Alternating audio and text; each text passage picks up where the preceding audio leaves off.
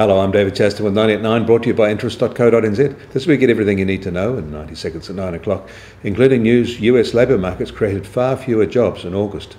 The closely watched monthly survey of non-farm payrolls had an employment gain of just 142,000 in August, far below the 200,000 plus that was expected. And there was a prior month revision lower. However, the US employment rate dipped to 6.1% as the participation rate stayed at a low 62.8%. Some called the report lousy, but others noted the result was partially due to a supermarket strike.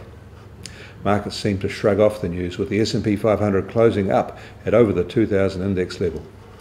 Over the weekend, the price of iron ore dropped below $85 a metric tonne for the first time in 5 years, as China's economy, the world's biggest buyer, showed signs of losing momentum amid the expanding global glut. And according to a former Australian government minister, that means an inevitable Australian recession, which will result in painful changes being forced on the country. In the UK, a poll out over the weekend showed that Scottish independence is the likely result of a vote that is due on September the 19th. There are plenty of people concerned about the consequences of that as a result. Their currency seems to be at risk.